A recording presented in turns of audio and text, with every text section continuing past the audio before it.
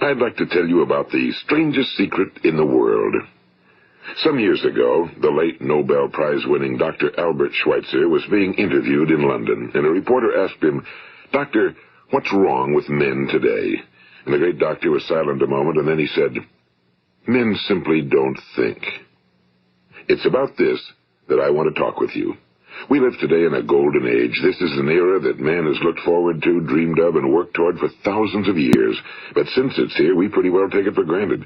We in America are particularly fortunate to live in the richest land that ever existed on the face of the earth, a land of abundant opportunity for everyone. But do you know what happens? Well, let's take 100 men who start even at the age of 25. Do you have any idea what will happen to those men by the time they're 65? These 100 men who all start even at the age of 25 believe they're going to be successful. If you ask any one of these men if he wanted to be a success, he'd tell you he did. And you'd notice that he was eager toward life, that there was a certain sparkle to his eye, an erectness to his carriage, and life seemed like a pretty interesting adventure to him. But by the time they're 65, 1 will be rich. 4 will be financially independent. 5 will still be working. 54 will be broke. Now think a moment. Out of the 100, only 5 make the grade. Now why do so many fail? What has happened to the sparkle that was there when they were 25? What's become of the dreams, the hopes, the plans? And why is there such a large disparity between what these men intended to do and what they actually accomplished? When we say about 5% achieve success, we have to define success. And here's the best definition I've ever been able to find. Success is the progressive realization of a worthy ideal. If a man is working toward a predetermined goal and knows where he's going, that man is a success. If he's not doing that, he's a failure. Success is the progressive realization of a worthy ideal. Rollo May, the distinguished psychiatrist, wrote a wonderful book called Man's Search for Himself. And in this book he says, the opposite of courage in our society is not cowardice. It is conformity. And there you have the trouble today. It's conformity, people acting like everyone else without knowing why, without knowing where they're going. Now think of it. In America right now, there are over 18 million people 65 years of age and older. And most of them are broke. They're dependent on someone else for life's necessities. Now, we learn to read by the time we're 7. We learn to make a living by the time we're 25. Usually by that time, we're not only making a living, we're supporting a family. And yet by the time we're 65, we haven't learned how to become financially independent in the richest land that has ever been known. Why? We conform. And the trouble is that we're acting like the wrong percentage group, the 95 who don't succeed. Now, why do these people conform? Well, they really don't know. These people believe that their lives are shaped by circumstances, by things that happen to them, by exterior forces. They're outer-directed people. A survey was made one time that covered a lot of men, working men, and these men were asked, "Why do you work? Why do you get up in the morning?" 19 out of 20 had no idea. If you ask them, they'll say, well, everyone goes to work in the morning, and that's the reason they do it, because everyone else is doing it. Now let's get back to our definition of success. Who succeeds? The only person who succeeds is the person who is progressively realizing a worthy ideal. He's the person who says, I'm going to become this, and then begins to work toward that goal. I'll tell you who the successful people are. A success is the school teacher who's teaching school because that's what he or she wants to do. The success is the woman who's a wife and mother because she wanted to become a wife and mother and is doing a good job of it. The success is the man who runs the corner gas station because that was his dream. That's what he wanted to do. The success is the successful salesman who wants to become a top-notch salesman and grow and build with his organization. A success is anyone who is doing deliberately a predetermined job because that's what he decided to do deliberately. But only 1 out of 20 does that. That's why today there isn't really any competition unless we make it for ourselves. Instead of competing, all we have to do is create. You know, for 20 years, I looked for the key which would determine what would happen to a human being. Was there a key I wanted to know which would make the future a promise that we could foretell to a large extent? Was there a key that would guarantee a person's becoming successful if he only knew about it and knew how to use it? Well, there is such a key, and I've found it. Have you ever wondered why so many men work so hard and honestly without ever achieving anything in particular, and others don't seem to work hard and yet seem to get everything? They seem to have the magic touch. You've heard them say that about someone. Everything he touches turns to gold. And have you ever noticed that a man who becomes successful tends to continue to become successful? And on the other hand, have you noticed how a man who's a failure tends to continue to fail? Well, it's because of goals. Some of us have goals, some don't. People with goals succeed because they know where they're going. It's that simple. Think of a ship leaving a harbor, and think of it with the complete voyage mapped out and planned. The captain and crew know exactly where it's going and how long it'll take. It has a definite goal. Now, 9,999 times out of 10,000, it will get to where it started out to get. Now, let's take another ship, just like the first, only let's not put a crew on it or a captain at the helm. Let's give it no aiming point, no goal, no destination. We just start the engines and let it go. I think you'll agree with me that if it gets out of the harbor at all, it will either sink or wind up on some deserted beach, a derelict. It can't go anyplace because it has no destination and no guidance, and it's the same with a human being. Take the salesman, for example. There's no other person in the world today with the future of a good salesman. Selling is the world's highest paid profession, if we're good at it and if we know where we're going. Every company needs top-notch salesmen, and they reward those men. The sky's the limit for them. But how many can you find? Someone once said the human race is fixed, not to prevent the strong from winning, but to prevent the weak from losing. The American economy today can be likened to a convoy in time of war. The entire economy is slowed down to protect its weakest link, just as the convoy had to go at the speed that would permit its slowest vessel to remain in formation. That's why it's so easy to make a living today. It takes no particular brains or talent to make a living and support a family today. So we have a plateau of so-called security, if that's what a person's looking for. But we do have to decide how high above this plateau we want to aim. Now let's get back to the strangest secret in the world, the story that I wanted to tell you today. Why do men with goals succeed in life and men without them fail? Well, let me tell you something which, if you really understand it, will alter your life immediately. If you understand completely what I'm going to tell you from this moment on, your life will never be the same again. You will suddenly find that good luck just seems to be attracted to you. The things you want just seem to fall in line, and from now on you won't have the problems, the worries, the gnawing lump of anxiety that perhaps you've experienced before. Doubt, fear, well, they'll be things of the past. Here's the key to success and the key to failure. We become what we think about. Now let me say that again. We become what we think about. Throughout all history, the great wise men and teachers, philosophers and prophets have disagreed with one another on many different things. It's only on this one point that they are in complete and unanimous agreement. Listen to what Marcus Aurelius, the great Roman emperor, said. A man's life is what his thoughts make of it. Disraeli said this. Everything comes if a man will only wait. I've brought myself by long meditation to the conviction that a human being with a settled purpose must accomplish it, and that nothing can resist a will that will stake even existence for its fulfillment. Ralph Waldo Emerson said this, a man is what he thinks about all day long. William James said, the greatest discovery of my generation is that human beings can alter their lives by altering their attitudes of mind. And he also said, we need only in cold blood act as if the thing in question were real, and it will become infallibly real by growing into such a connection with our life that it will become real. It will become so knit with habit and emotion that our interest in it will be those which characterize belief. And he also said, if you only care enough for a result, you will almost certainly attain it. If you wish to be rich, you will be rich. If you wish to be learned, you will be learned. If you wish to be good, you will be good. Only you must then really wish these things and wish them exclusively, and not wish at the same time 100 other incompatible things just as strongly. In the Bible, you read in Mark 9:23, if thou canst believe, all things are possible to him that believeth.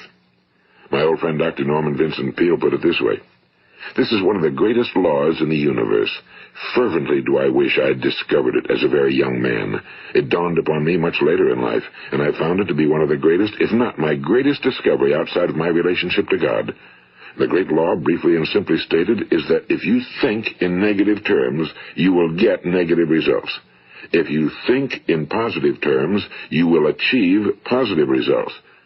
That is the simple fact, he went on to say, which is at the basis of an astonishing law of prosperity and success. In 3 words, believe and succeed. William Shakespeare put it this way: our doubts are traitors and make us lose the good we oft might win by fearing to attempt. George Bernard Shaw said, people are always blaming their circumstances for what they are. I don't believe in circumstances. The people who get on in this world are the people who get up and look for the circumstances they want, and if they can't find them, make them. Well, that's pretty apparent, isn't it? And every person who discovered this for a while believed that he was the first one to work it out. We become what we think about. Now, it stands to reason that a person who's thinking about a concrete and worthwhile goal is going to reach it, because that's what he's thinking about, and we become what we think about. Conversely, the man who has no goal, who doesn't know where he's going, and whose thoughts must therefore be thoughts of confusion and anxiety and fear and worry, becomes what he thinks about. His life becomes one of frustration and fear and anxiety and worry. And if he thinks about nothing, he becomes nothing. Now, how does it work? Why do we become what we think about? Well, I'll tell you how it works as far as we know. Now, to do this, I want to tell you about a situation that parallels the human mind. Suppose a farmer has some land, and it's good fertile land. Now, the land gives the farmer a choice. He may plant in that land whatever he chooses. The land doesn't care. It's up to the farmer to make the decision. Now, remember, we're comparing the human mind with the land because the mind, like the land, doesn't care what you plant in it. It will return what you plant, but it doesn't care what you plant. Now, let's say that the farmer has 2 seeds in his hand. One is a seed of corn. The other is nightshade, a deadly poison. He digs 2 little holes in the earth, and he plants both seeds, one corn, the other nightshade. He covers up the holes, waters, and takes care of the land, and what will happen? Invariably, the land will return what's planted. As it's written in the Bible, as ye sow, so shall ye reap. Now remember, the land doesn't care. It'll return poison in just as wonderful abundance as it will corn. So up come the 2 plants, one corn, one poison. Now, the human mind is far more fertile, far more incredible and mysterious than the land, but it works the same way. It doesn't care what we plant. Success, failure. A concrete, worthwhile goal, or confusion. Misunderstanding, fear, anxiety, and so on. But what we plant, it must return to us. You see, the human mind is the last great unexplored continent on Earth. It contains riches beyond our wildest dreams. It will return anything we want to plant. Now, you might say, well, if that's true, why don't people use their minds more? Well, I think they figured out an answer to that one, too. Our mind comes as standard equipment at birth. It's free, and things that are given to us for nothing we place little value on. Things that we pay money for, we value. The paradox is that exactly the reverse is true. Everything that's really worthwhile in life came to us free.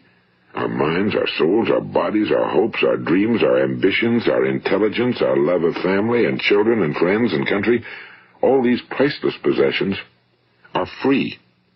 But the things that cost us money are actually very cheap and can be replaced at any time. A good man can be completely wiped out and make another fortune. He can do that several times. Even if our home burns down, we can rebuild it. But the things we got for nothing, we can never replace. The human mind isn't used because we take it for granted. Familiarity breeds contempt. It can do any kind of job we assign to it, but generally speaking, we use it for little jobs instead of big, important ones. Universities have proved that most of us are operating on about 10% or less of our abilities. So decide now, what is it you want? Plant your goal in your mind. It's the most important decision you ever make in your entire life. What is it you want? Do you want to be an outstanding salesman? A better worker at your particular job? Do you want to go places in your company? In your community? Do you want to get rich? All you've got to do is plant that seed in your mind, care for it, work steadily toward your goal, and it will become a reality. It not only will, there's no way that it cannot. You see, that's a law, like the laws of Sir Isaac Newton, the laws of gravity. If you get on top of a building and jump off, you'll always go down. You'll never go up, and it's the same with all the other laws of nature. They always work. They're inflexible. Think about your goal in a relaxed, positive way. Picture yourself in your mind's eye as having already achieved this goal. See yourself doing the things you will be doing when you've reached your goal. Ours has been called the phenobarbital age, the age of ulcers and nervous breakdowns and tranquilizers, at a time when medical research has raised us to a new plateau of good health and longevity. Far too many of us worry ourselves into an early grave trying to cope with things in our own little personal ways without learning a few great laws that will take care of everything for us. These things we bring on ourselves through our habitual way of thinking. Every one of us is the sum total of his own thoughts. He is where he is because that's exactly where he really wants to be, whether he'll admit that or not. Each of us must live off the fruit of his thoughts in the future, because what you think today and tomorrow, next month and next year, will mold your life and determine your future. You're guided by your mind. I remember one time I was driving through eastern Arizona, and I saw one of those giant earth-moving machines roaring along the road at about 35 miles an hour with what looked like 30 tons of dirt in it, a tremendous, incredible machine, and there was a little man perched way up on top with the wheel in his hands guiding it. And as I drove along, I was struck by the similarity of that machine to the human mind. Just suppose you're sitting at the controls of such a vast source of energy. Are you going to sit back and fold your arms and let it run itself into a ditch? Or are you going to keep both hands firmly on the wheel and control and direct this power to a specific, worthwhile purpose? It's up to you. You're in the driver's seat. You see, the very law that gives us success is a two-edged sword. We must control our thinking. The same rule that can lead a man to a life of success, wealth, happiness, and all the things he ever dreamed of for himself and his family.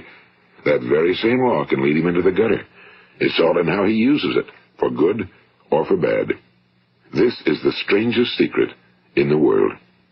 Now, why do I say it's strange, and why do I call it a secret? Actually, it isn't a secret at all. It was first promulgated by some of the earliest wise men, and it appears again and again throughout the Bible, but very few people have learned it, understand it. That's why it's strange, and why for some equally strange reason it virtually remains a secret. I believe that you could go out and walk down the main street of your town and ask one man after another what the secret of success is, and you probably wouldn't run into one man in a month who could tell you. Now, this information is enormously valuable to us if we really understand it and apply it. It's valuable to us not only for our own lives, but the lives of those around us, our families, employees, associates, and friends. Life should be an exciting adventure. It should never be a bore.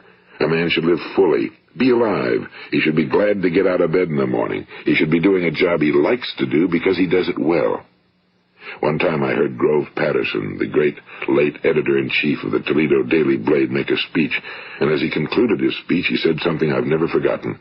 He said, "My years in the newspaper business have convinced me of several things. Among them, that people are basically good, and that we came from someplace, and we're going someplace. So we should make our time here an exciting adventure. The architect of the universe didn't build a stairway leading nowhere." And the greatest teacher of all, the carpenter from the plains of Galilee, gave us the secret time and time again. As ye believe, so shall it be done unto you. I've explained the strangest secret in the world and how it works. Now, on this side, I want to explain how you can prove to yourself the enormous returns possible in your own life by putting this secret to a practical test. I want you to make a test that will last 30 days. It isn't going to be easy, but if you'll give it a good try, it will completely change your life for the better. Now, back in the 17th century, Sir Isaac Newton, the English mathematician and natural philosopher, gave us some natural laws of physics which apply as much to human beings as they do to the movement of bodies in the universe. And one of these laws is that for every action, there is an equal and opposite reaction. Simply stated, as it applies to you and me, it means we can achieve nothing without paying the price. The results of your 30-day experiment will be in direct proportion to the effort you put forth. To be a doctor, you must pay the price of long years of difficult study. To be successful in selling, and remember that each of us succeeds to the extent of his ability to sell. Selling our families on our ideas, selling education in schools, selling our children on the advantages of living the good and honest life, selling our associates and employees on the importance of being exceptional people. To, of course, the profession of selling itself. But to be successful in selling our way to the good life, we must be willing to pay the price. And what is that price? Well, it's many things. First, it's understanding emotionally, as well as intellectually, that we literally become what we think about, that we must control our thoughts if we're to control our lives. It's understanding fully that as ye sow, so shall ye reap. Second, it's cutting away all fetters from the mind and permitting it to soar as it was divinely designed to do. It's the realization that your limitations are self-imposed and that the opportunities for you today are enormous beyond belief. It's rising above narrow-minded pettiness and prejudice. And third, it's using all your courage to force yourself to think positively on your own problem, to set a definite and clearly defined goal for yourself, to let your marvelous mind think about your goal from all possible angles, to let your imagination speculate freely upon many different possible solutions, to refuse to believe that there are any circumstances sufficiently strong to defeat you in the accomplishment of your purpose, to act promptly and decisively when your course is clear, and to keep constantly aware of the fact that you are, at this moment, standing in the middle of your own acres of diamonds, as Russell Conwell used to point out. And fourth, save at least 10% of every dollar you earn. It's also remembering that no matter what your present job, it has enormous possibilities, if you're willing to pay the price. Now let's just go over the important points in the price each of us must pay to achieve the wonderful life that can be ours. It is, of course, worth any price. 1. You will become what you think about. 2. Remember the word imagination and let your mind begin to soar. 3. Courage. Concentrate on your goal every day. 4. Save 10% of what you earn. And 5. Action. Ideas are worthless unless we act on them. Now, I'll try to outline the 30-day test I want you to make. Keep in mind that you have nothing to lose by making this test and everything you could possibly want to gain. There are 2 things that may be said of everyone. Each of us wants something, and each of us is afraid of something. I want you to write on a card what it is you want more than anything else. It may be more money. Perhaps you'd like to double your income or make a specific amount of money. It may be a beautiful home. It may be success at your job. It may be a particular position in life. It could be a more harmonious family. Each of us wants something. Now write down on your card specifically what it is you want. Make sure it's a single goal and clearly defined. You needn't show it to anyone, but carry it with you so that you can look at it several times a day. Think about it in a cheerful, relaxed, positive way each morning when you get up, and immediately you have something to work for, something to get out of bed for, something to live for. Look at it every chance you get during the day and just before going to bed at night. And as you look at it, remember that you must become what you think about, and since you're thinking about your goal, you realize that soon it will be yours. In fact, it's yours really the moment you write it down and begin to think about it. Look at the abundance all around you as you go about your daily business. You have as much right to this abundance as any other living creature. It's yours for the asking. Now we come to the difficult part. Difficult because it means the formation of what is probably a brand new habit, and new habits are not easily formed. Once formed, however, it will follow you for the rest of your life. Stop thinking about what it is you fear. Each time a fearful or negative thought comes into your consciousness, replace it with a mental picture of your positive and worthwhile goal. And there will come times when you'll feel like giving up. It's easier for a human being to think negatively than positively. That's why only 5% are successful. You must begin now to place yourself in that group. For 30 days, you must take control of your mind. It will think about only what you permit it to think about. Each day for this 30-day test, do more than you have to do. In addition to maintaining a cheerful, positive outlook, give of yourself more than you've ever done before. Do this knowing that your returns in life must be in direct proportion to what you give. The moment you decide on a goal to work toward, you're immediately a successful person. You are then in that rare and successful category of people who know where they're going. Out of every 100 people, you belong to the top 5. Don't concern yourself too much with how you're going to achieve your goal. Leave that completely to a power greater than yourself. All you have to do is know where you're going. The answers will come to you of their own accord and at the right time. Remember these words from the Sermon on the Mount, and remember them well. Keep them constantly before you this month of your test. Ask, and it shall be given you. Seek, and ye shall find. Knock, and it shall be opened unto you. For every one that asketh receiveth, and he that seeketh findeth, and to him that knocketh it shall be opened. It's as marvelous and as simple as that. In fact, it's so simple that in our seemingly complicated world, it's difficult for an adult to understand that all he needs is a purpose and faith. For 30 days, do your very best. If you're a salesman, go at it as you've never done before, not in a hectic fashion, but with the calm, cheerful assurance that time well spent will give you the abundance in return you deserve and want. If you're a homemaker, devote your 30-day test to completely giving of yourself without thinking about receiving anything in return, and you'll be amazed at the difference it makes in your life. No matter what your job, do it as you've never done it before for 30 days. And if you've kept your goal before you every day, you'll wonder and marvel at this new life you've found. Dorothea Brand, the outstanding editor and writer, discovered it for herself and tells about it in her fine book, Wake Up and Live. Her entire philosophy is reduced to the words, act as though it were impossible to fail. She made her own test with sincerity and faith, and her entire life was changed to one of overwhelming success. Now, you make your test for 30 full days. Don't start your test until you've made up your mind to stick with it. You see, by being persistent, you're demonstrating faith. Persistence is simply another word for faith. If you didn't have faith, you'd never persist. If you should fail during your first 30 days, by that I mean suddenly find yourself overwhelmed by negative thoughts, you've got to start over again from that point and go 30 more days.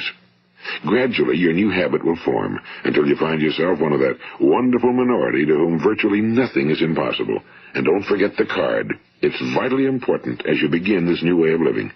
On one side of the card, write your goal, whatever it may be. On the other side, write the words we've quoted from the Sermon on the Mount. Ask, and it shall be given you. Seek, and ye shall find. Knock, and it shall be opened unto you. Nothing great was ever accomplished without inspiration. See that during these crucial first 30 days, your own inspiration is kept at a peak. And above all, don't worry. Worry brings fear, and fear is crippling.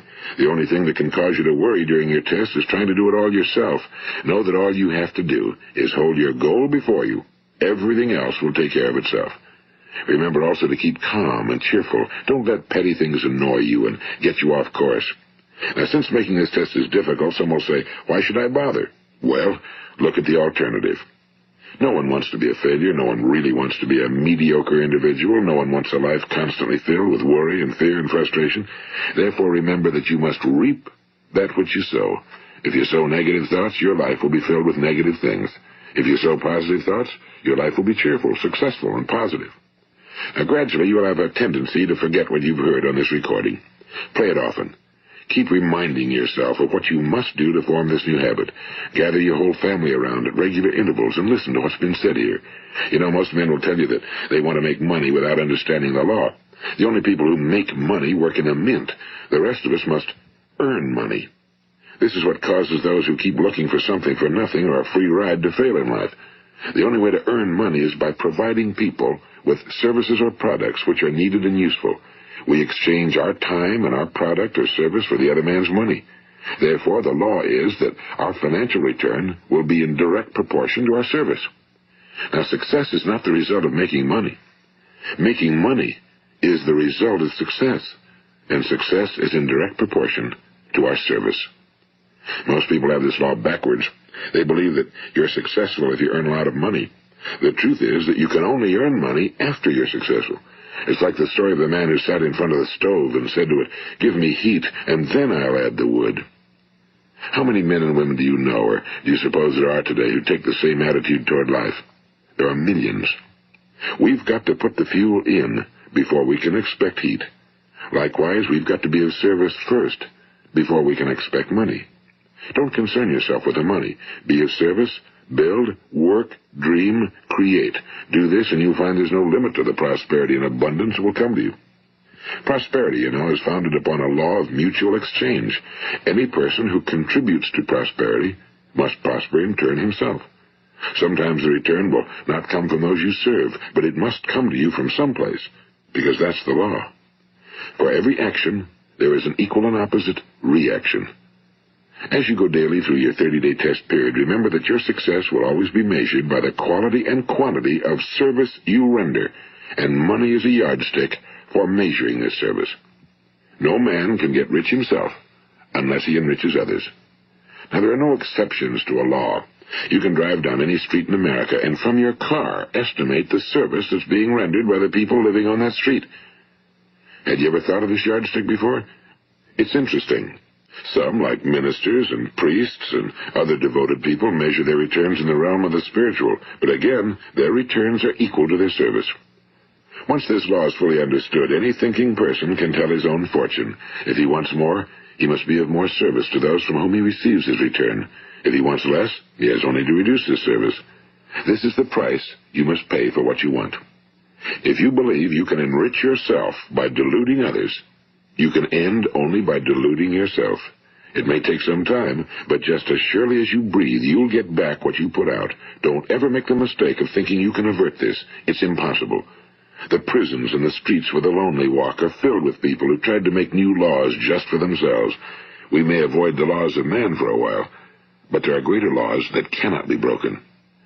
An outstanding medical doctor recently pointed out 6 steps that will help you realize success. 1.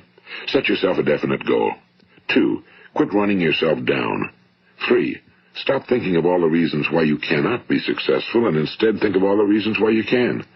4. Trace your attitudes back through your childhood and try to discover where you first got the idea you couldn't be successful, if that's the way you've been thinking. 5. Change the image you have of yourself by writing out a description of the person you would like to be. And 6. Act the part of the successful person you have decided to become. The doctor who wrote those words is a noted West Coast psychiatrist, Dr. David Harold Fink. Do what the experts since the dawn of recorded history have told you must do. Pay the price by becoming the person you want to become. It's not nearly as difficult as living unsuccessfully. Make your 30-day test, then repeat it again, and each time it will become more a part of you until you'll wonder how you could ever have lived any other way.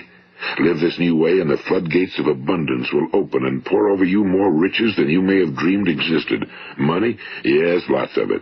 But what's more important, you'll have peace.